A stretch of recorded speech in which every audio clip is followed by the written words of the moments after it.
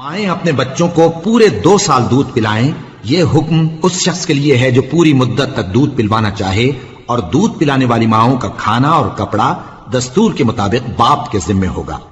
کسی شخص کو اس کی طاقت سے زیادہ تکلیف نہیں دی جاتی، تو یاد رکھو کہ نہ تو ماں کو اس کے بچے کے سبب نقصان پہنچایا جائے اور نہ باپ کو اس کی اولاد کی وجہ سے نقصان پہنچایا جائے، اور اسی طرح نان و نفقہ بچے کے وارث کے ذمے ہے۔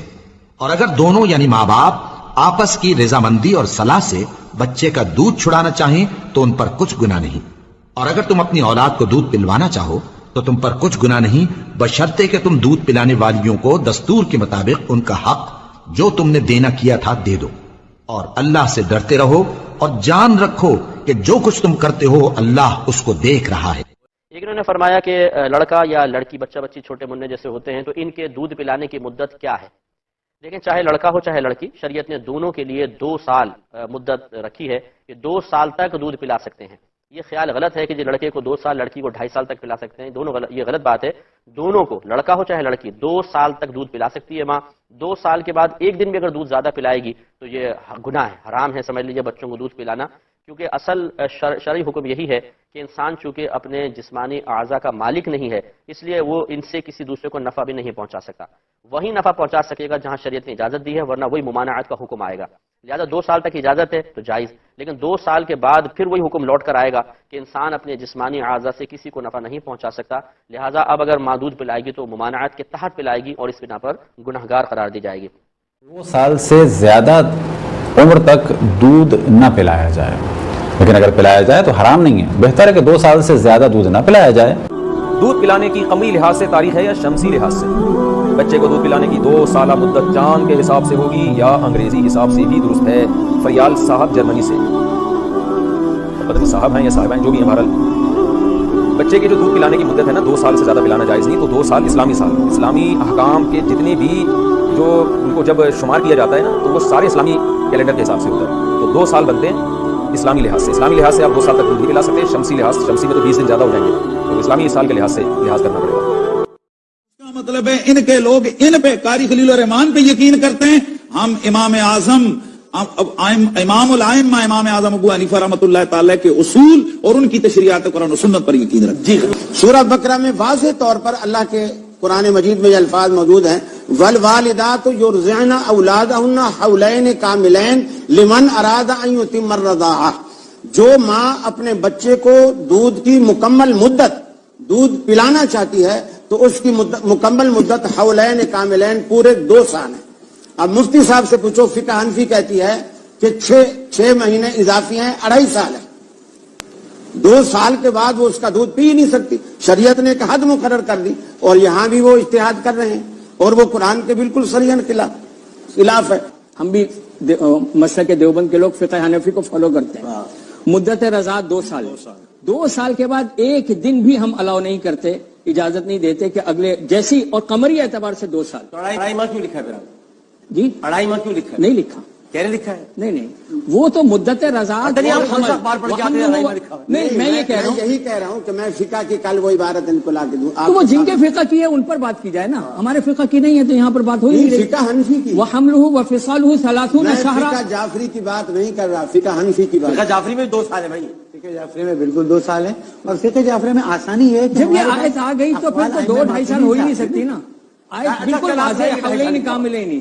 کل آپ 2.5 سال لکھا ہوا لے کے آئے، میں حاضر، بس یہ میرے ذمہ ہے۔ اگر کسی ناواقف آدمی نے 2.5 سال لکھ دیا، اگر کسی ناواقف آدمی نے 2.5 سال لکھ دیا تو یہ اس کی ناواقفیت پہ جائے گا، پورا فقہ ریپرزینٹ نہیں ہو رہا۔ ناواقف لوگوں نے نہیں ڈاکٹر صاحب اس پہ یہ پوری اصولی بحث ہے، ڈاکٹر صاحب اپنا مفتی صاحب میرے خیال میں کیا یہ انشاءاللہ کل جس طرح یہ کہہ رہے ہیں نا، یہ وہ عبارت لے کے آئیں گے انشاءاللہ، اس کا گفتگو ہوگا۔ سب سے پہلے تو ذرا ایک مسئلہ ہے اس کو ختم کر لیں، وہ 2.5 سال اور 2.5 سال، وہ 2.5 سال اور 30 مہینے۔ جی پہلے ذرا علامہ شبیر احمد عثمانی صاحب وہ فرماتے ہیں کہ امام صاحب جو 2.5 سال کا فتویٰ دیتے ہیں، آخر ان کے پاس بھی کوئی دلیل ہوگی۔ موطا امام محمد ہے، اس کی جلد 2 ہے اور دوسری جلد میں صفحہ 602 ہے، اس کے اندر فرماتے ہیں کانا ابو حنیفہ رحمہ اللہ یحتاط بستۃ اشہر بعد الحولین، فرمایا کہ امام حنیفہ رحمۃ اللہ علیہ 6 مہینے کی احتیاط مزید دیا کرتے تھے 2 سالوں کے بعد. یہ امام محمد رحمۃ اللہ علیہ جو ہیں امام حنیفہ رحمۃ اللہ علیہ کے شاگرد خاص ہیں, جیسے امام ابو یوسف ہیں ایسے امام محمد ہیں. اور تیسری بات یہ آج کوئی اور کچھ نہیں آگے. ہم مانتے ہیں امام صاحب نے 30 مہینے کا ہے, تو پھر یہ کس چیز کے والے دے آج اپنے لیے دے رہے ہیں. ہم مانتے ہیں. آج دیکھو یہ آج مانے ہیں نہیں دیکھیں یہ مانے نہیں, بڑے زوروں سے منوایا گیا ہوں. ڈاکٹر صاحب میں اگرچہ ان کا اسٹیپ قریب ہوں کہ تھوڑی دیر سے آیا, تھوڑی دیر سے آیا, لیکن چونکہ قاری صاحب نے حوالہ ہمارے مسلک کے لوگوں کا دیا تو ظاہر بات ہے آپ کے خلاف آپ کی مسئلہ کر دے رہے ہیں. بات میری کرنی ہے, انہوں نے ہو گیا. میرے خیال میں ڈاکٹر صاحب اتنا تو وہ نہیں ہو رہا ہے. دیکھیے ڈاکٹر صاحب, تیسرا حوالہ ہدایات جلد 1 صفحہ 217, اس میں بھی 30 مہینے کا ذکر ہے. یعنی 30 مہینے کا مطلب 2 سال میں 24 مہینے ہوتے ہیں, 6 مہینے اوپر ڈالیں گے تو 30 مہینے. ہدایات جلد 1 صفحہ 217, مختصر قدوری صفحہ 152, در مختار جلد 1 صفحہ 202, یعنی وہی عبارت جو وہی چل رہی.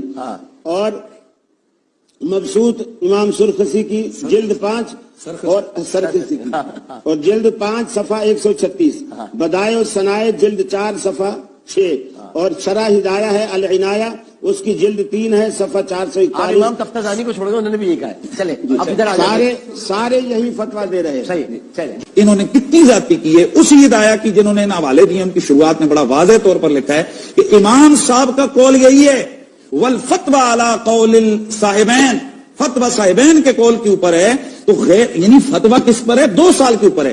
تو اب یہاں یہ فقہ کو یا ان کے مسائل کو سمجھنا ہارے کے نہیں کوئی جا کر کتاب کھولے اور اس کو بات کو سمجھے. ان مسائل کی تنقید ہوتی ہے, اس کو دیکھنا پڑتا ہے کہ مسئلے کا اس فقہ کے اس مسئلے کی حیثیت کیا ہے. تو اب گویا بات یہ کلیئر ہو گئی کہ فتویٰ صاحبین کے قول پر ہے, 2 سال ہی مدت رضاعت ہے.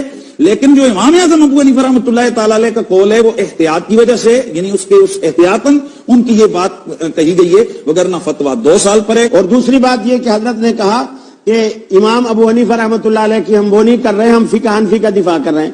اور ابو حنیفہ رحمۃ اللہ علیہ کو جو ہے یہ جملہ نہیں کہا, میں نے یہ بات کہی, میں نے کہی ہاں کہیں کہ ہم فقہ حنفی کا دفاع نہیں کر رہے, فقہ حنفی کا دفاع کر رہے ہیں, امام ابو حنیفہ کا دفاع نہیں کر رہے. اور یہی میں نے یہ بات بھی کہی کہ ہم امام ابو حنیفہ آپ نے تصدیق کر لی, آپ نے تصدیق کر لی. اب آپ دیکھیے یہ ایسی ہستی کو انہوں نے, حالانکہ جو عزت اہل حدیث امام حنیفہ کی کرتے ہیں یہ نہیں کر رہے, ایسی ہستی کو انہوں نے امام بنایا جس سے آپ جان چھڑانا چاہ رہے ہیں, جس سے جان چھوڑ آپ عزت کرتے ہیں. ایک منٹ, فقہ حنفی جو ہے, فقہ حنفی نام ہی ان کی طرف منسوب ہے, امام اعظم کی طرف. ابو حنیفہ رحمۃ اللہ علیہ انہی کی کنیت, اب نام ہی فقہ حنفی کا انہی سے منسوب ہے. فتوے مان رہے امام حنفی تو دین حنیف سے نکلا ہے. سنیں تو صحیح, دین حنیف سے نہیں نکلا, ابو حنیفہ سے نکلا ہے.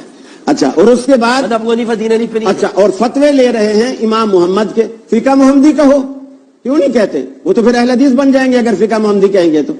فقہ محمدی کہو, فقہ یوسفی کہو, لیکن نام فقہ کا بڑے امام کے نام پر ہے اور فتوے اس کے مانے نہیں جا رہے. اور دوسری بات یہ کہ جب امام صاحب کے فتوے ہی نہیں ماننے تو تمہارے مقلد ہونے کا فائدہ کیا ہے؟